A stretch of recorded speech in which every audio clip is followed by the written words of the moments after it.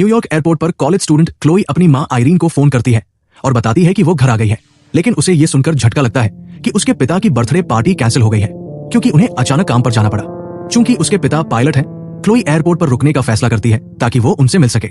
इसी दौरान TV reporter Cameroon से एक धार्मिक महिला आकर बात करती है और उसे समझाने की कोशिश करती है कि उसके काम में जो भी बुरी घटनाएं होती हैं, उनका जवाब बाइबल में है।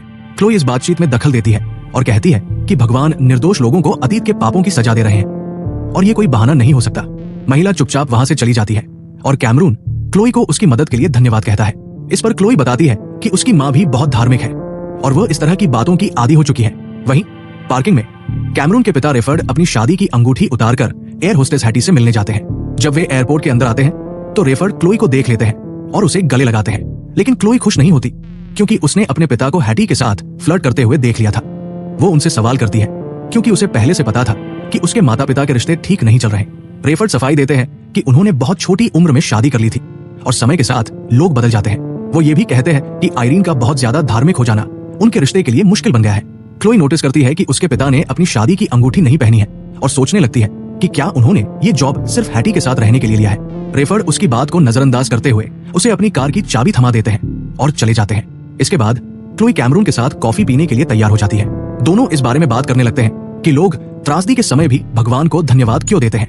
तभी एक एयरपोर्ट कर्मचारी क्लोई के पास आता है और उसे लंदन में U2 कॉन्सर्ट के 2 टिकट देता है जो उसके पिता के लिए थे और जिन्हें पाने में उन्हें 2 हफ्ते लगे थे। क्लोई को अब यकीन हो जाता है कि उसके पिता का ये ट्रिप पहले से प्लान किया गया था और ये अचानक मिला काम नहीं था। गुस्से में वो टिकट्स कैमरून को पकड़ा देती है और कहती है कि वही उन्हें डिलीवर कर दे। इधर कैमरून और रेफर्ड प्लेन में चढ़ जाते हैं जबकि क्लोई अपने पिता की कार की ओर जाती है। वहां उसे उनकी शादी की अंगूठी मिलती है जो ये साबित करता है कि रेफर्ड सच नहीं बोल रहे थे। क्लोई घर लौटती है और अपने छोटे भाई रेमी से मिलती है। दोनों कुछ देर बातें करते हैं, फिर वो अपनी माँ के साथ बैठकर बातचीत करने लगती है। शुरुआत में सब कुछ सामान्य लगता है, लेकिन जैसे ही क्लोई एयरपोर्ट की घटना का जिक्र करती है, माहौल तनावपूर्ण हो जाता है। आयरीन उसे समझाने लगती है कि भगवान की राह ही सही राह है, जिससे क्लोई चिढ़ जाती है और गुस्से में वहां से उठकर चली जाती है। अपने दिमाग को शांत करने के लिए वो रेमी के साथ मॉल चली जाती है। मॉल में रेमी अपने माता पिता को लेकर चिंतित रहता है, लेकिन क्लोई उसे दिलासा देती है कि सब ठीक हो जाएगा।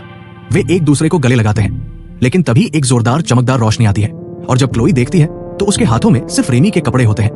वो गायब हो चुका होता है। चारों तरफ लोग चिल्ला रहे होते हैं क्योंकि कई लोगों के अपने प्रियजन अचानक गायब हो गए थे। मॉल में हंगामा मच जाता है। तभी एक कार जिसका ड्राइवर भी गायब हो चुका था तेजी से आकर मॉल के अंदर घुस जाती है। क्लोई कार के अंदर झांकती है और देखती है कि पैसेंजर सीट पर बैठा व्यक्ति मर चुका है। बाहर सड़कों पर भारी जाम लग चुका है और लोग घबराकर दुकानों को लूटने लगते हैं। जो लोग गायब हुए थे उनके बैग्स तक लूटे जा रहे थे। इधर रेफर्ड के फ्लाइट में कुछ यात्री सामान्य बातचीत करने की कोशिश कर रहे होते हैं, लेकिन कुछ लोग परेशान होकर चुप बैठे रहते हैं। जब फ्लाइट स्थिर होती है तो रेफर्ड कॉकपिट से बाहर निकलकर चोरी छिपे हैटी से मिलने जाता है और उसे कैमरून द्वारा दिए गए टिकट्स दिखाता है। लेकिन तभी प्लेन अचानक जोर जोर से हिलने लगता है और लोग देख पाते हैं कि कई यात्री अपनी सीट से गायब हो चुके हैं। प्लेन में अफरा-तफरी मच जाती है क्योंकि प्लेन ऊंचाई खोने लगता है। रेफर्ड तुरंत कॉकपिट की ओर भागता है और देखता है कि उसका कोपायलट भी गायब हो चुका है। वो जल्दी से कंट्रोल अपने हाथ में ले लेता है ताकि प्लेन को स्थिर किया जा सके। इस बीच कैमरून इस पूरी घटना की रिकॉर्डिंग करने लगता है, जबकि यात्री पैनिक में कॉकपिट का दरवाजा पीटने लगते हैं और कप्तान को देखने की मांग करने लगते हैं। हैटी उन्हें शांत करने की कोशिश करती है, लेकिन कोई उसकी बात नहीं सुनता। कैमरे में ये सब देखकर रेफर्ड एक चाल चलता है। वो कैबिन में दबाव बढ़ा देता है, जिससे ऑक्सीजन मास्क नीचे गिर जाते हैं। घबराए यात्री सांस लेने में मुश्किल महसूस करने लगते हैं, इसलिए उन्हें मजबूरन अपनी सीटों पर लौटकर मास्क लगाने पड़ते हैं। इसके बाद रेफर्ड रेडियो पर मदद के लिए कॉल करने की कोशिश करता है, लेकिन कोई जवाब नहीं आता। जब वो अपना फोन चेक करता है तो पाता है कि वो भी काम नहीं कर रहा।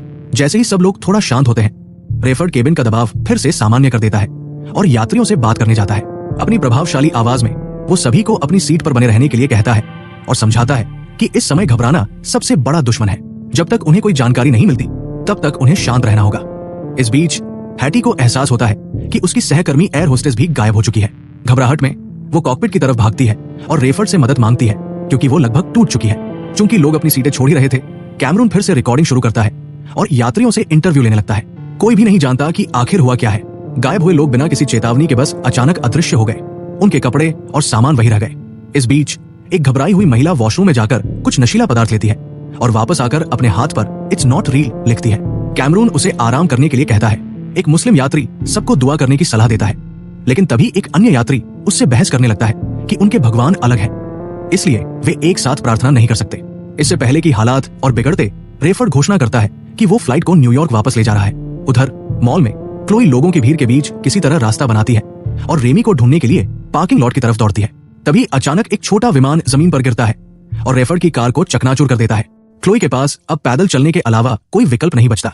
रास्ते में 2 बाइकर्स उसके भाई का बैग छीनकर भाग जाते हैं। अचानक पास के ब्रिज पर एक जोरदार टक्कर होती है और एक स्कूल बस नदी में गिर जाती है। क्लोई तुरंत उसकी तरफ भागती है, लेकिन जब वो अंदर झांकती है तो देखती है कि बस पूरी तरह खाली है। कुछ ही देर में क्लोई शहर के पास पहुंचती है और घर फोन करने की कोशिश करती है, लेकिन कोई जवाब नहीं मिलता।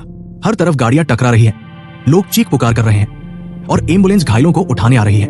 क्लोई भागकर एम्बुलेंस की तरफ जाती है, ये देखने के लिए कि क्या रेमी भी घायलों में है, लेकिन पुलिस उसे पीछे धकेल देती है। जब वो आगे बढ़ती है तो अचानक एक ज्वेलरी स्टोर के कांच के दरवाजे जोरदार धमाके के साथ टूट जाते हैं और एक मरा हुआ लुटेरा बाहर गिरता है। अंदर से एक कर्मचारी गन लेकर निकलता है और घबराहट में क्लोई की तरफ निशाना साधता है, जिससे वो तुरंत वहां से भाग जाती है। थोड़ी देर बाद क्लोई अस्पताल पहुंचती है और देखती है कि बाहर एक बड़ा बोर्ड लगा है जिस पर लिखा है द एंड इज हियर, अंत यहाँ है। अस्पताल के अंदर भीड़ बुरी तरह भरी हुई है, लोग अपने खोए हुए प्रियजनों को ढूंढ रहे हैं। क्लोई को मुख्य गेट से अंदर जाने का कोई रास्ता नहीं मिलता, इसलिए वो पीछे के दरवाजे से अंदर घुसने के लिए कांच तोड़ देती है। किसी तरह भीड़ से बचते हुए वो नर्सरी तक पहुंचती है और देखती है कि वहां से सभी न्यूबॉर्न बेबीज गायब हो चुके हैं। तभी एक माँ पीछे से आकर बताती है कि सिर्फ अमेरिका में ही नहीं बल्कि पूरी दुनिया में बच्चे और कई लोग अचानक लापता हो गए हैं। दूसरी तरफ रेफर्ड को पता चलता है कि एक और प्लेन उनकी फ्लाइट के ठीक सामने उड़ रहा है। वो तुरंत उस प्लेन के पायलट से संपर्क करने की कोशिश करता है, लेकिन कोई जवाब नहीं मिलता। जल्दी ही ये साफ हो जाता है कि उस प्लेन के दोनों पायलट भी गायब हो चुके हैं, लेकिन उसमें कुछ यात्री अभी भी मौजूद है। हैटी घबराकर यात्रियों को सीट बेल्ट बांधने को कहती है, जबकि रेफर्ड अपने प्लेन को मोड़ने की कोशिश करता है। बड़ी मुश्किल से वो अपना विमान झुका पाता है और किसी तरह टक्कर को टालने में सफल होता है। टक्कर टल जाती है, लेकिन रेफर्ड के प्लेन का विंग फिर भी दूसरे प्लेन से टकरा जाता है।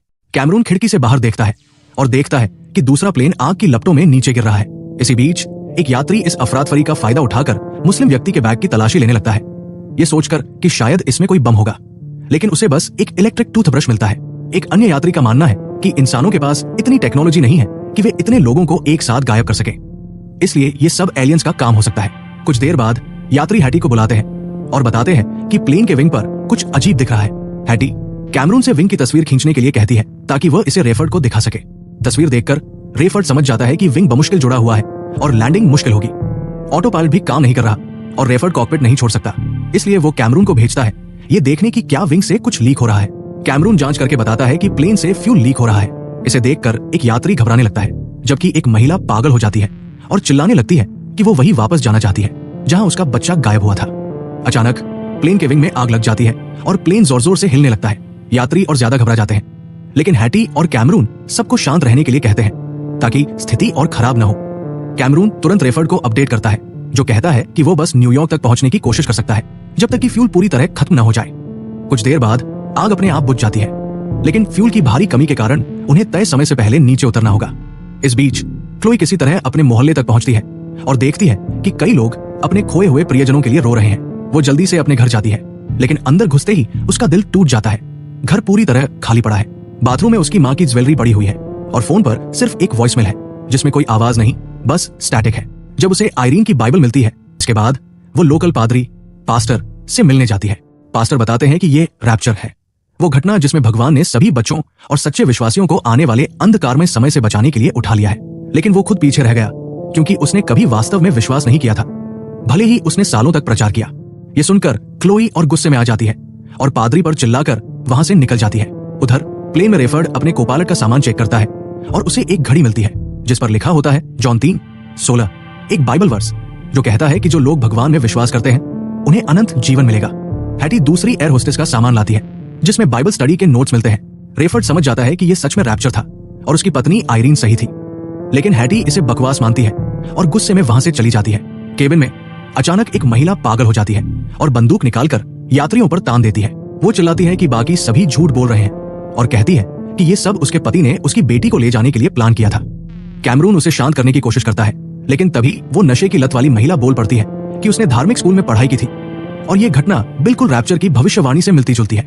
वो कहती है कि गायब हुए लोग स्वर्ग चले गए हैं। बंदूक वाली महिला बुरी तरह टूट जाती है और कहती है कि वो अपनी बेटी के बिना नहीं जी सकती, लेकिन कैमरून उसे अपनी माँ के साथ अपनी पुरानी यादें बताने लगता है, जिससे उसका मन बदल जाता है और वो कैमरून को अपनी बंदूक सौंप देती है। कुछ देर बाद आखिरकार रेफर्ड को रेडियो पर जवाब मिलता है। वो सुनकर हैरान रह जाता है ये घटना सिर्फ उनकी फ्लाइट में नहीं बल्कि पूरी दुनिया में घटी है। एयरपोर्ट चारों तरफ क्रैश हुए प्लेनों से भरा हुआ है, जिससे लैंड करना नामुमकिन हो जाता है। रेफर्ड को अब शहर के अंदर कहीं और उतरने का रास्ता ढूंढना होगा, लेकिन इससे पहले कि वो इस फैसले के खिलाफ कोई बात कह पाते, रेडियो फिर से बंद हो जाता है। कैमरून के पास एक सैटेलाइट फोन होता है, इसलिए रेफर्ड उसे क्लोई को कॉल करने के लिए कहता है, लेकिन कैमरून बताता है कि वो पूरे दिन कोशिश कर रहा था, लेकिन कोई संपर्क नहीं हो पाया। कैमरून उसे क्लोई द्वारा टिकट्स के लिफाफे पर छोड़ा गया एक उदास नोट दिखाता है, जिसे देखकर रेफर्ड मानता है कि उनकी शादी टूटने के लिए उसकी पत्नी जिम्मेदार नहीं थी, बल्कि उसकी गलती थी कि वो हर बार आयरीन के भगवान से जुड़ी बातों से बचने के लिए दूरी बना लेता था। उधर क्लोई अब पूरी तरह निराश होकर एक पुल के किनारे जा खड़ी होती है। वो कुछ देर नीचे देखती है और फिर अपनी माँ के लिए माफी मांगती है कि उसने उनके साथ इतना बुरा व्यवहार किया। जैसे ही वो छलांग लगाने वाली होती है, अचानक कैमरून का फोन उसके मोबाइल पर आ जाता है।